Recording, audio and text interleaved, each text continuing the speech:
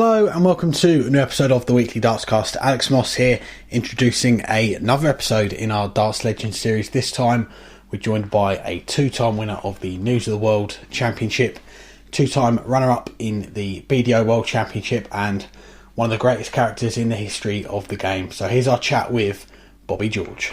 I'm delighted to say I'm joined by the two-time News of the World champion, Bobby George. Bobby, thank you very much for the time. How are you doing? I'm still here, Alex. That's the main thing. Still here. Housebound, obviously, but got to keep to the rules, innit? So I'll stay at home. We've got plenty to do here. Lakes, trees to trim up, equipment to mend, service. So I'm busy. Good to hear, and it's great to have a chat with you. And I remember chatting to you a few years ago. It was the House of Flying Arrows, the media afternoon, and we were talking about how you first got into darts, and it was a little bit out of luck really that you got into it, and quite late on. I think you were 30 at the time when you first started getting into it.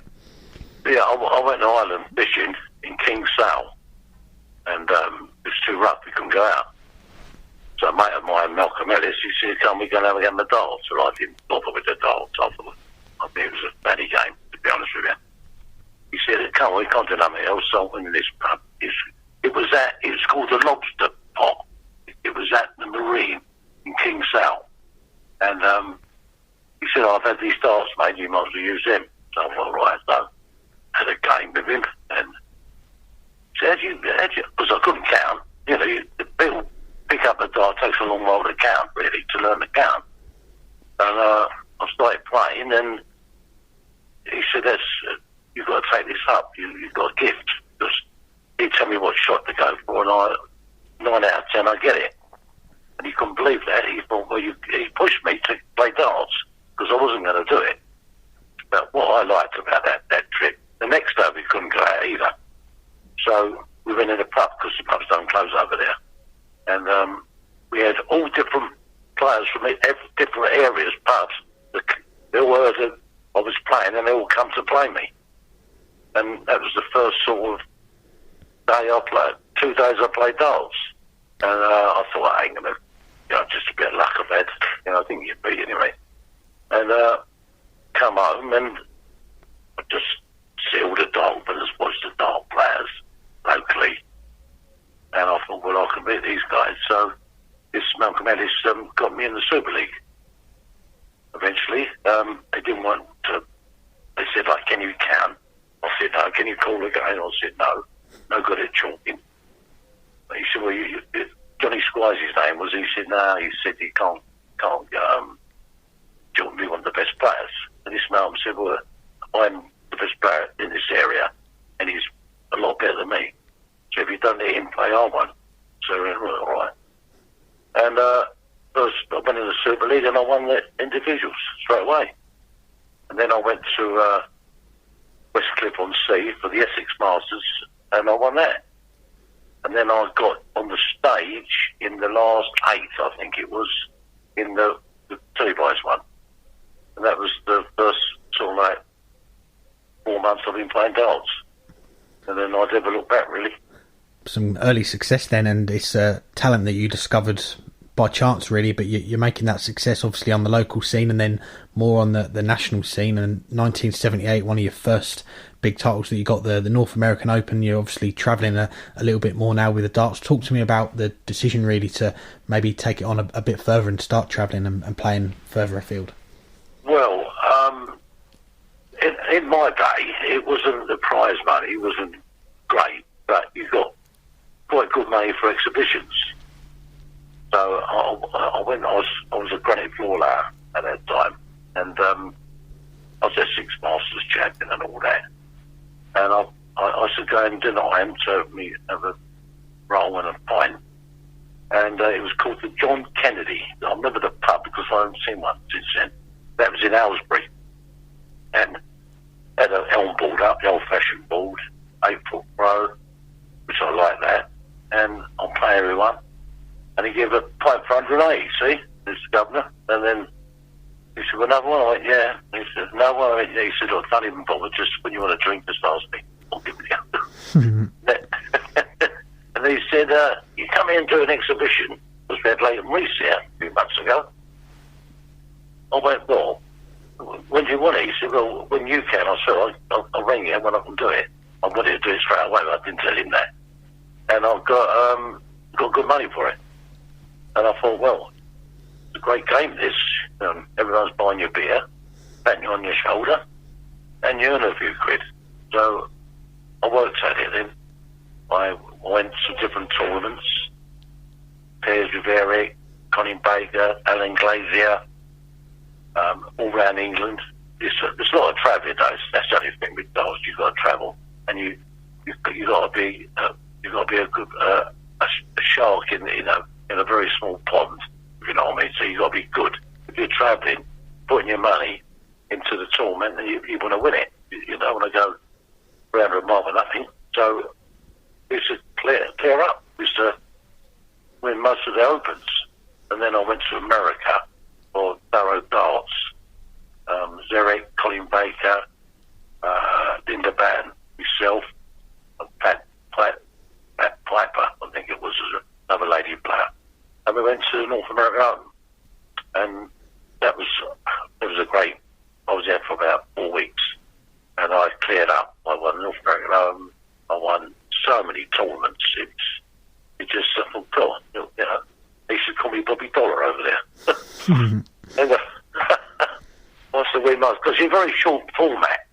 In America, they didn't play long games. Like North American Open, it's 3 legs, 3-1, up the middle every leg. So you win the middle and you go off and win, and you go up the middle again and you win the middle. You've got the advantage. So you're not using the toss of a coin.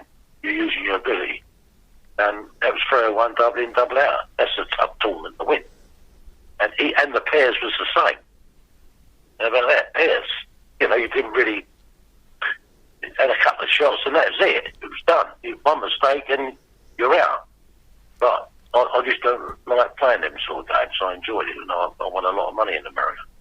And I come home, and then that was 78. I got to the News of the World Finals in 78, and I got beat. Well, it's a lot. It's a very hard tournament, that is, as well. Just a B501, 8 foot, little trebles on them boards, on them Elm boards. And I was a bit gutted. I got beat. Right, I was getting right close to getting to the final, and I can't remember who beat me now. And I thought, well, I'll have to do it all again now, and which I did. The next year I went all the way through, because that's about 10 months to qualify for the News of the World. So when you win it, 2 months later, you're going round, you're defending your title. It's difficult. And I won the 1979 News of the World, and sounds big-headed, but I've got to say, I'm the only man ever to win it from start to finish without dropping a leg. I won 2-0 all the way through. And the bloke who used to run it was Johnny Ross. He was a famous old dart player. And he said, you ain't dropped a leg yet? I said, I know. He said, well, if you get to the final, I'll let you drop 1 leg, but don't drop 2. And I didn't. So that's what he said to me. And I won it, but I never looked back after that. Because the News of the World in them days was really the World Championship. You had the embassy just started. There was all chosen people. They didn't qualify. They played from 7 foot 9. No, 7 foot 6. Believe it or not, the 2 embassies first was 7 foot 6. But the News of the World was the hardest one overall. You've got to be competitive. You've got to be sharp every game. You haven't got a chance. You can't miss. You've got to take your chances with that. It's a tough game. And that was the World Championship in them days. And I won it twice. I should have really, the times I got to the finals 5 or 6 times. I should have won it 3 times, really. I did. Still, never mind, it's good now. I was going to talk to you about that first News of the World success you mentioned there in 1979. I did have down here as well. You're the only player not to drop a leg along the way, and some big performances in the final few rounds. But you touched on it there as well about how big a tournament it was. Obviously played at Alexandra Palace, played at Wembley Arena when you won it. Just talk to me about that tournament. Obviously it's so difficult to win best of 3. The tournament, when you got there was like 10 to 12,000 people. It was unbelievable. And they had they didn't have glasses, they had beer cans. And it was great to see they used to pile them up. And when they drank the beer, they used to make a big pyramid of it. Then a bloke would lift another bloke up and put him on the top to put some more on. So it was sort of every dart player that played darts, all the pubs, all went in it, went to the final.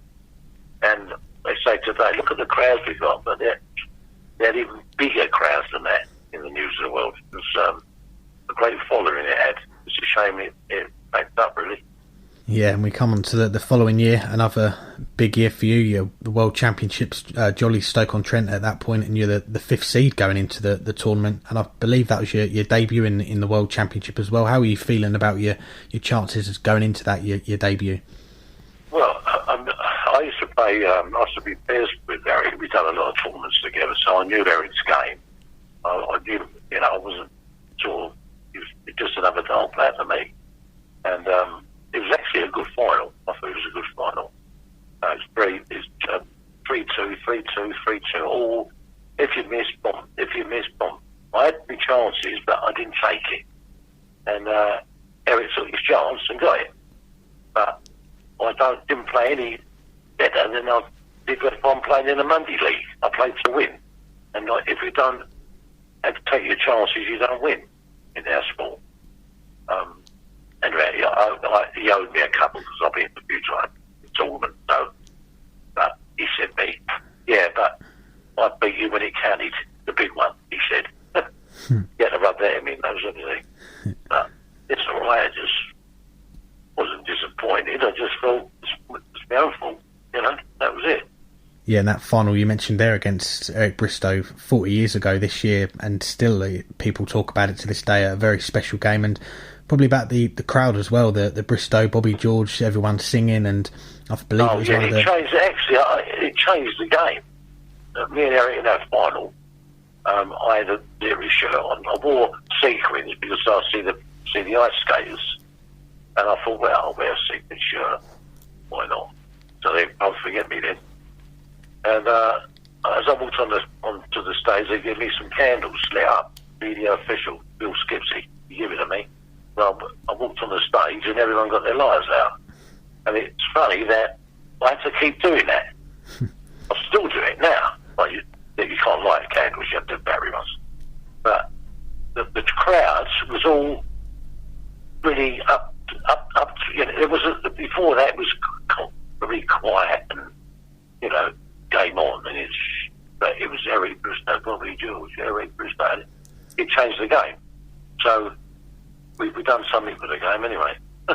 Definitely, and looking at the World Championship the next couple of years, some big runs, quarterfinals, semi-finals, and a win against Eric Bristow, 1982 Europe Cup. So you did get one big win over him in a big tournament at least. Yeah, I forgot that one. Yeah, I beat him 82 it was, wasn't it? European singles. Well, we was playing, there's four of us. We won the four-man team, won the pairs, and I won the singles. So we cleared up everything. So it was a team effort because all points count. So me and Eric in the final, we already won the European Cup, even before we threw a dart. But it was up to us for our pride to get my own back. So I said, you made a good number two that day. I got my own back on it. And it was a golden era for darts that point in the 80s, and you were a big part of it. And obviously we talk about how well darts is doing at the moment with the crowds and the TV and everything, but talk to me about that period, because that was a special time for darts. When I played, when we were in the 80s was, well, up to the 80s you gave a pint, they spoke on the stage, it was all new, it was in the papers, more television we got, and of course we become dart stars, there was Tony Brown, John Lowe, Eric Bristow, Alan Glazier, Colin Baker. There was loads of good dart players at that time. Evans, Reese. So there's all characters themselves, and they're really good dart players. So when we played tournaments and played on telly, we probably made the format how we played, so people would watch it. And then the modern player is obviously better than what we are now, but then the dart balls are slightly bigger, the trebles and doubles are bigger. on the modern board compared to our day. And we should play 8-4, and then they changed it to 7 foot 9 and a quarter for metric for Europeans. It's in between 7 foot 6 and 8 4. I prefer the 8-4. I used to stand back a little bit. But you train yourself to throw a dart, and all you do is to beat gravity. So if you throw treble 20 and you throw exactly the same, you get another one. So it's no use playing from 8 foot 1 minute and then 7 foot 6 the next. You don't know. You're better off playing from the distance that you've practiced and won tournaments at. So that's why I used to play from 8 foot. To 1986, your second News of the World title. At that point, only the sixth player in the history of the event to win it on more than one occasion. How special was it the second time to win the News of the World again? 86 I won it, so that's 7-year gap, isn't it? I don't think anyone won it 7-year gap. I just thought, well, because I had a break from darts for a while, and the kids, and I'd done exhibitions, but I stopped doing tournaments. I was working for the breweries, so I got more money than the tournaments. Then I thought I'll have another go at News of the World. And I didn't, obviously I dropped a few legs that year, but I won it for the second time. I beat Rick A from America in the final. The first time he won it is the best time. Second time's okay. The third time would have been great, but can't be greedy, can you? It's getting there. It's an achievement. These guys who ever got to the News of the World, this program, it's an achievement to get there, and it's a bit of luck on the day to win it. If you haven't got the luck in our game, you won't win. Definitely, and you touched on there a moment ago about you were not playing as much tournament-wise. In 1987, you played the BDO World Championship, and after that, really, it was a lot of focus for you on the exhibition side of things. Was it just the money side of things in tournaments that made you want to give that up and maybe focus more on the exhibitions? Well, there's two roads in darts. There's one road with all good dart players down, and there's another road with not so good dart players down, but money every time. There's only one winner. So I took the one with not all good dart players, but I got the money. They were fighting for one day every night. I got paid to win or lose. So that's what I've done. And people say, well, did you do it with the sport? I love the darts in the end because you love something. You like the game when you get good at it. Of course you do. So but I like the money as well. So I pushed myself to do exhibitions. And I was out of it for a long while. I didn't go in tournaments. I just done exhibitions. And then Ollie just said, why don't you go in the playoffs? I don't remember, it's like 93, was it? Something like that. And I went in the playoffs and I won the playoffs. So I got back into the embassy, and John Lowe beat me in the semi-final. So, and then I come back the next year and I got beat in the final. Jumped up in the air, broke my back, didn't I? So that was that. And obviously you come back to play in the playoffs to qualify for the embassy. How are you feeling going into that, making your comeback and coming through the playoffs and getting that spot back at Lakeside? Did you miss it at any point during those years, the bug to play at Lakeside and play in the big tournaments? Well, I watched it and I said I should be there, but you can't have your cake and eat it, can you? Mm-hmm. You know, that's how I looked at it. But I actually qualified, I've done it, I think 7 times, I won the playoffs. So I didn't go in tournaments, but I went in the playoffs and I kept winning the playoffs. So I was in the World Championship. It's probably tougher just to get there. Again, for the players ain't easy. You've got a lot of good players. So, but I should do well in the playoffs, and I enjoyed the World Championship. But I wasn't right into it really, to be honest with you. I wasn't. I won. If I didn't, well, I didn't. That was it. Yeah, and I suppose during that time as well, a lot was going off the hockey. I don't know how much you were involved in it, really, considering you weren't playing in a lot of tournaments, as you mentioned. But the split in darts was a big moment. What are your sort of memories of that time and happening? Because I had 6 years out of darts, 6 years gap. I had. So it's a fairly long while. And I was in the embassy. I qualified as I just for the playoffs. And it was the first day we was there. There was Bill Taylor and his dad, and all the dart players in there.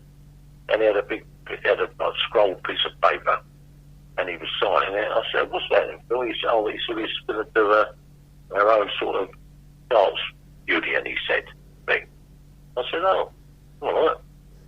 And then they all went.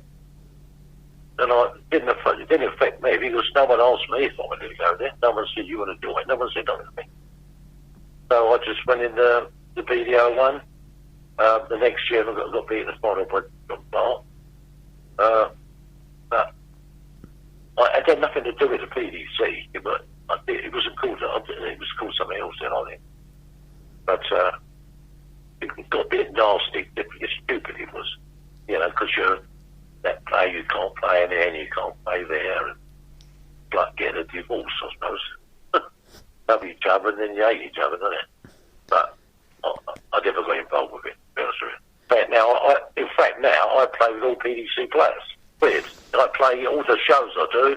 I'm with the PDC players. There's no aggro. There's obviously in the beginning there was a few nasty people who tried to stir it up, and the journalists didn't help much either because they used to put their finger in the pie.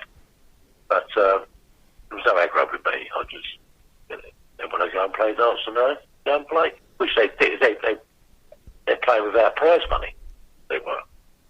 And then that went for a few years until Barry Hearn got it, and bang, plenty of dosh. Done it properly, didn't he?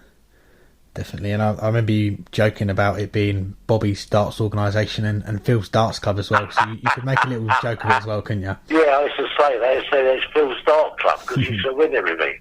And I'm BDO Bobby darts organisation. That was all fun. But some people didn't like that. They thought it was, nasty, which it was. It was a bit of fun, a bit of banter. Phil never said nothing to me about it. But you touched on it there a couple of times about that second World Championship final you got to. You talk about the gap between winning the two News of the World titles, but 14 years between the two World Championship finals you got to, and the 94 one, a brilliant comeback against Magnus Carus, but as you mentioned as well, you had an injury going into that final against John Part, which held you back a bit. Well, I got it, not in the semi, I got it in the quarter final. I played Kevin Kenny. I hit the double, and I jumped up in the air, and I come back, and they're a little bit springy, them stages. They're springy. And it just went me back, just went. I thought, oh dear, it's terrible. Then I went to the hospital, and they said, my vertebrae's all crushed. They said, and it's twisted your back, you broke your back. They said, yeah, you won't be able to throw darts, they said. I said, well, got to try. They said, well, we advise you won't give me no painkillers. They didn't give me any painkillers or nothing. Because if they did, I could have damaged myself worse. But I had a corset made. They made it for me, a metal corset. So I could stand up and throw darts. And I was 4-2 down against Magnus Carus. He missed 141. He just clipped the double 18. And the pain was horrendous. So I thought, come on, I'll keep going. And he never won a leg after that. Weird. And then the next day, I was terrible. It was terrible. But I played the game. I saved the darts, really, if I played. Because the thing is, if I never played, they would have put Magnus Carus against John Paul. If Magnus would have won it, they would be world champion. So I shouldn't have played. You know what I mean? I shouldn't have played, but I thought I'd done it in the semi. I could do it, but I couldn't move my body. I'm all on 20s. In fact, I had about 54 darts at doubles. It's unbelievable. It's ridiculous. But I couldn't go for 16s and 10s. I couldn't push my body. If I could have played it again and thought about it, I'd have left double top all the time because I could get it. But I couldn't anything. Double 1, double 5, 18s, I would have got it. But anything to the left or the right, you just move your body slightly, but you're moving your back, and I couldn't do it. So he beat me 6-0 in sets. But I had a lot of chances, but I didn't take them. I was not good enough. I don't take nothing away from him. He gave me on fell off. But the way it goes, isn't it?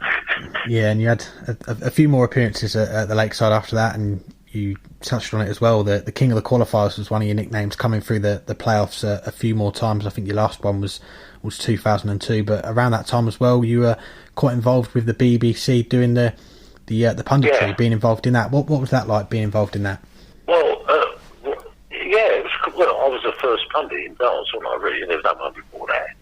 And they said, "You mind being a pundit?" Like, I've done a little bit of presenting, interviewing players and talking about the game. I went, well, this Ray Stubbs told me, and Ray said, "Well, I'll do it with you." I said, "All right, I'll do it," and I've done it. And they taught me a lot at the BBC. It's not easy. You can't lie in front of the camera because it shows you're false. It's no good. You've got to be yourself. So when I watched the game, I said what I thought the game was. I said at Mickey Mouse that was. Not better than that. And some of the players didn't like that. They got young. But instead of saying, "Oh, it's a good players and it's a rubbish game," they just watched it themselves, the viewers. So I told the truth. Back them days, we didn't have the averages yet. I had to work the averages out, and every game, I had to watch every dart, work the averages out every game. Oh, I'll like 0.28 out or something. Pills send a message, the average 91.42 or something. You know what I mean? Yeah. Idiots, aren't they? But I didn't have anyone to do. I used to stick it under the camera. So I'll be talking away and I look at the camera and I say, "Well, yeah, he's done it. He's clever. What a good memory he's got." But I didn't. I put it up. Everything I wanted to say, I put it under the camera so you don't forget. Yeah. Because it's different pressure. When you do live as well, got millions of people watching you. You've got to talk properly, explain the game, and don't lie. So that's why I've done it for a long while.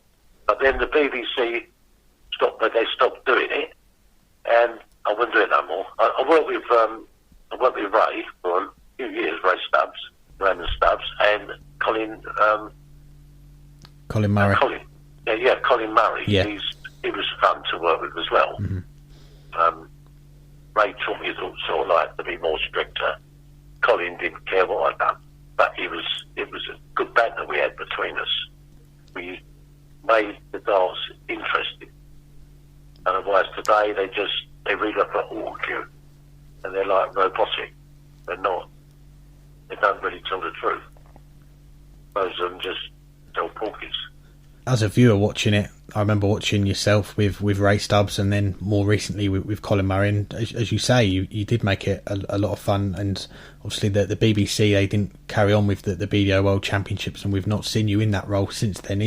Have you had any offers to do that? Is that something you'd like to do, or do you think it would have been more fun just BBC? Done it for a while, but I just done a couple of afternoons for them. But no, I was with the BDO, so they wanted the BDO didn't want the BBC for some reason. They're stupid. They were to do that. That's the best broadcasting company thing in the world. Yeah, it goes to every country in the world. Them tournaments. Yeah, if you want to get recognised, do something on the BBC, really. And they didn't want it. I don't know why, but they've got Eurosport and another crew in, and I thought, well, I've had my day anyway. I'm happy. I just walk away from it. But I still watch the darts.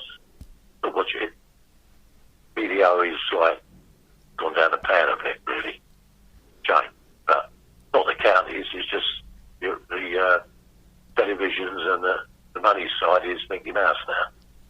So BDC, more professional, get the money. The boys get the money. They get the shirts, advertising, look after them, everything. They do everything for you. I work for Modus. They do a lot of shows with Michael Van Geuren, all the top players in the world. I work with them. And Modus, what you drink, it's all there. What's happening, it's there. Got minders to take you to the toilet. Can't go in the crowd because the big crowds, they can't face it, can they? But they do it really properly. And you get well paid for it as well. So I'm lucky I've been doing it all them years. Is it 40 years, 1980s, 40 years, is it ago? So I started in '76. That's 40. It's 45 years this year, then, isn't it? 45 years. I'm only going to do it for a couple of months. I was. I thought I'd do this for a couple of months. 45 years later, I'm still doing it. But I enjoy it. I enjoy the people in it anyway. It's like a big family in the dance. You know. If you've got a neighbour that plays darts, you've got a good neighbour. Put it that way. You know? They're easy going through. Easy going people. Have a drink. There's no nastiness. Have a dart. They might say things about someone down his back, or if they've got a bet on someone else, they might shout out something. But that's part of the game, isn't it? You've got to accept that. If you've got all them crowds coming in, pay their money, and the betting people are sponsoring it, you have to accept that. Otherwise, you're better than playing in the doctors, isn't it? I want to finish with a couple of questions that we're asking all our guests, and the first one really, and you touched on it a little bit there, is the future of darts with regards to the PDC and the BDO. Obviously difficult at the moment with the coronavirus going around at the moment, but what do you see for the future in darts? Well, a few years, when we like in the early 70s and 80s, it was all British people who ruled the world in darts. But it's not the same now. It's hundreds of countries in the World Federation of Darts. There's a lot more players, so the more players you get, the better the standard. So I think it still keep growing, the darts, as it is. There's a lot of youth players now as well, which is good. Getting the youngsters playing darts, and they're the future of our game, isn't it? But I think it still carry on. They get bigger. I don't think it can get any more bigger than it is now. But there'll be more people playing. But the tournaments, they're doing the tournament every weekend. Can't now because of the virus, but they've got all their tournaments every weekend. So they're competitive all the time. Now with this virus, if they're not practicing, they're going to be in trouble when they go back. Because they feel the difference. Because if you get in a mode, if you're playing darts all the time competitively, I can say the word. Being competitive, you've got to practice. If you don't, you get beat up. So it's going to be quite interesting to play well when they go back. But BDO, I think they've got to sort themselves out. Can it still keep going, but the other side, just can't see it. I hope it doesn't, to be honest. I hope it keeps going, because we all came from that system. So everyone, really, everybody who's played darts, who's made it, has come from that system. So with the BDO, the World Federation of Darts. So let's hope it carries on. Lastly, 45 years in the game, what would you say is your favourite moment if you get asked to pick one out? What's your favourite moment all those years playing the game? My favourite thing is when I got picked for England, and I played for England. That was my achievement. That's what I wanted to do. I wanted to win the News of the World, obviously, but I wanted to play for England. And when I did play for England, it's a great feeling when you represent your country, because you can't go no higher in your sport. You're representing your country. But a lot of people don't want to do that. Now they want to get paid and all that. We didn't get paid, but we enjoyed representing England, and we won most things. So that was my best achievement, I think. That's funny. We speak to players like yourself that have won big titles in the past, but that's been a very popular answer, playing for England. So it's something that is very special to a lot of players. It is, yeah. When you play for your country, you can't get no higher. If you play 10 weeks for England, you're still playing for your country, aren't you? So you've got to be the best that can pick from your country. It's great to put the shirt on and have the jacket and everything. Great, I enjoy playing for England. I did. BBC used to televise the England games. That's gone now. That's all gone. So there are loads of different nations, triples, didn't we? British Open, there's loads of different tournaments. We had regional ones as well. Different places like Suffolk, championships, and it's busy. Good. I enjoyed them days. See, the modern player wouldn't have the fun we had. I know we all sort of like each other's a slagging on, but when we went abroad, we was all together, and we used to clear up all together. So all that slagging off was just probably a wind up for everyone. Bobby, it's an absolute pleasure to chat to you and talk about the career that you've had in the game, and wish you all the best for the rest of the year, and thanks very much for your time. Yeah, well, you could talk for hours, couldn't we? Because we just made up a cup of tea there. There's so much to talk about and all the different people in it, but it's great. It's a great game. And all your listeners are just like I say, may the darts be lucky. Thanks again to Bobby for joining us, and our Darts Legends series is going to be continuing. We've got a couple of episodes coming up with Colin Lloyd and Alan Glazier over the coming weeks, so look out for them. Next up for us though, we're going to be back with a more regular episode of the podcast. Myself and Burton DeWitt, we're going to be recording this week, bringing you our latest thoughts on the game. Hopefully we'll have a few guests for you as well, so look forward to that later on this week. Our Riley's Lockdown Challenge series with Matthew Kinnan, we've got another episode of that lined up as well, so lots of dynamite darts content coming to you guys, but until then, hang tight.